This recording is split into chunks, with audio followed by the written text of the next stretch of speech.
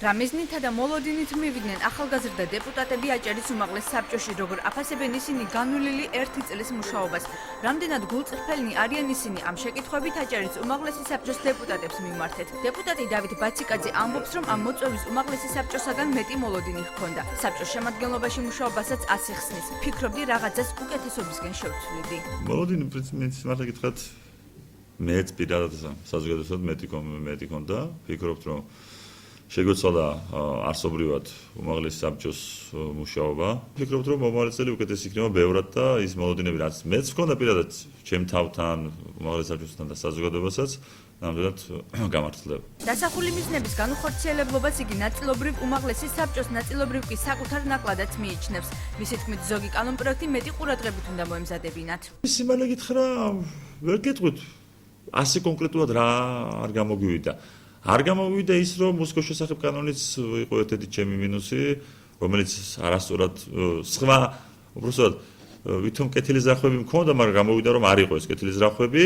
აქედან გამომდინარე მოხდა ის, რომ განსხვავება ზუსტად იმ უმაღლეს საბჭოსა და უმაღლეს საბჭოსისა, რომ ჩვენ არ გვერიდება ნაწილს, ვთქვათ, თუნდაც დეპუტატების უარის თქმა იმაზე, რაც ცუდია. რას პირდებით ამ მრჩეველს სამომავლოდ და რამდენად გულწრფელი ხართ? ამ კითხვაზე დავით ბაციკაძე პასუხობს, რომ ვიდრე გაცემულ დაპირებებს არ შეასრულებს იგი მოსახლეობას, ახალს არაფერს დაპირდება. დეპუტატი თვლის, რომ იგი გულწრფელია. საქმე შეიძლება გამოგაჩინოსო, რამდენად გულწრფელი ვარ, საზოგადოება თვითონ სჯის და ძალიან კარგად ხვდება, რომ ვარ თუ არა გულწრფელი საერთოდ. მე ვფიქრობ, კი ვარ. ახალ დაპირებების გაცემას არ ვაპირებ. ის რაც დაპირებები ქონდა მიცემული და რასაც ვიძლეოდით, ის გვაქვს შესასრულებელი. 37 წლის დეპუტატი პეტრე ზამბახიძე, რომელიც 2004 წლის შემდეგ აჭარის უმაღლესი საბჭოს წევრია, უმაღლეს საბჭოში ყოფნის პერიოდში მთავარ მიღწევას იხსენებს.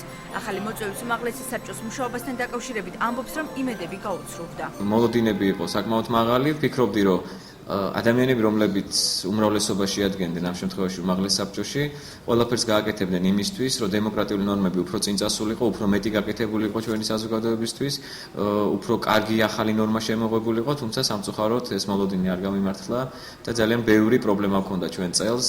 უმცირესობის წევრი მიიჩნევს, რომ მაქსიმალურად გულწრფელია, ამბობს, რომ პოლიტიკა უნდა კეთდებოდეს სამართლიანად და ობიექტურად. მთელი ამ წლების განმავლობაში ბუნებრივია ვიყავი გულწრფელი, მხოლოდ იმ საკითხებზე, რაც ჩემ კომპეტენციაში იყო.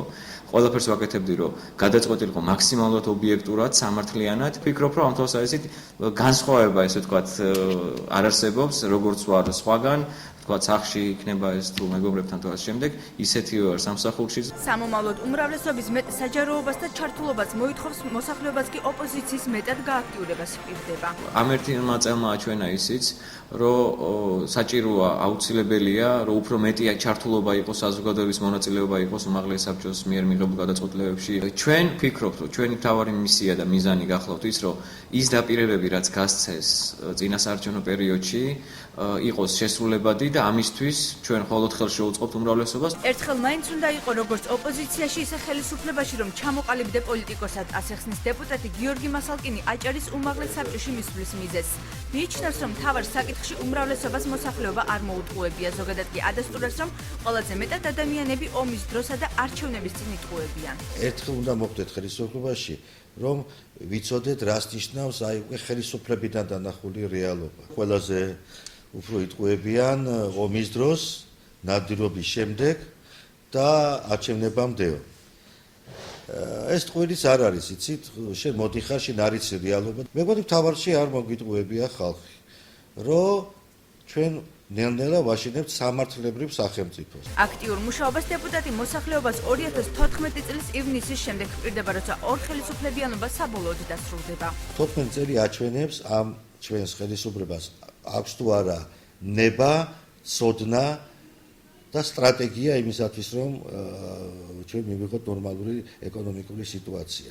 13 წელს უკვე ვერაფერს ვერ ასე ვთქვათ, ვერ დავაბრალებთ ორ ხელისუფლებიანობას, ხარ შენ, შენი გუნდი. ხართ თუ არა გულწრფელი მოსახლეობის წინაშე კითხვაზე დეპუტატი პასუხობს, რომ პოლიტიკოსი ბოლომდე გულწრფელი ვერ იქნება, თუმცა მიაჩნია, რომ ამ დროისთვის საკმარისზე მეტად გულწრფელია. ბოლომდე გულწრფელი პოლიტიკოსი არასდროს არ იქნება, მაგრამ კიდევ ერთხელ ვამბობ, რადგანაც მე მაინც მაქვს ზურგი, ანუ ჩემი აკადემიურობა, ჩემი მეცნიერული მოღვაწეობა და პედაგოგიური, მე ვფიქრობ, რომ მე საკმარისზე მეტი გულწრფელი ვარ პოლიტიკაში. დეპუტატები მოსახლეობას 2014 წელს აქტიურ მუშაობას დანაპირებების შესრულებას, მედიას კი აქტიურ თანამშრომლობას ჰპირდებიან.